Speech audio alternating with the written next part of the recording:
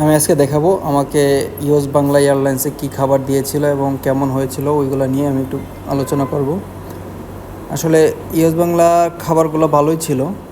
খাবারগুলো দিছিল আপনার সাদা ভাত এবং পোলট্রি মুরগ, সাথে ছিল একটা কেক, তারপর কোল্ড ড্রিঙ্কস আপনি যতগুলো খেতে পারেন, পান করতে পারেন, ওগুলো খেতে পারবেন, সমস্যা নাই। সব মিলিয়ে ভালোই ছিল ইউএস বাংলার যে ডিনারটা। আমি রাত 10:30টায় ফ্লাইট, তো ওরা ডিনার দেয়, আসলে ভালোই ছিল।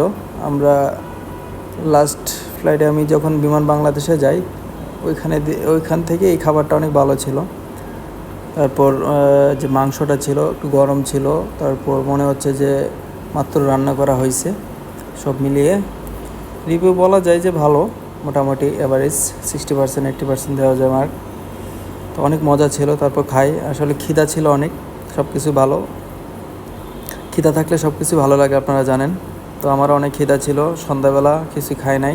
তো খাবার দিতে দিতে প্রায় 11:30 12টা বাজছিল। তো বুঝিনি তো কতটুকু খিদা লাগবে। তো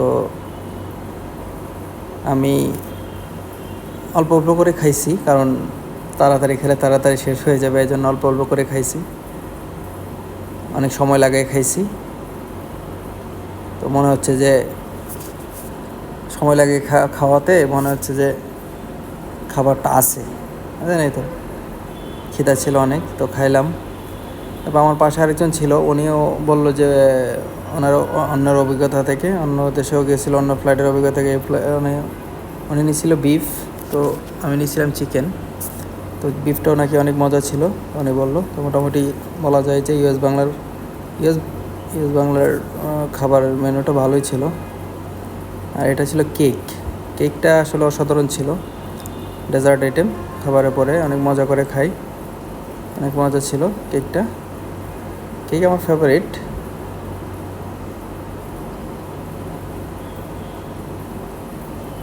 তো একটু সময় লাগিয়েই খাই, যাতে সময়টা পার হয়, আস্তে আস্তে করে সময় লাগিয়ে খাওয়া দাওয়া করছিলাম। সব মিলে ভালোই ছিল আমার প্লেনের মধ্যে ডিনারটা।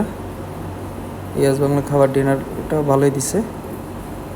তো শেষ।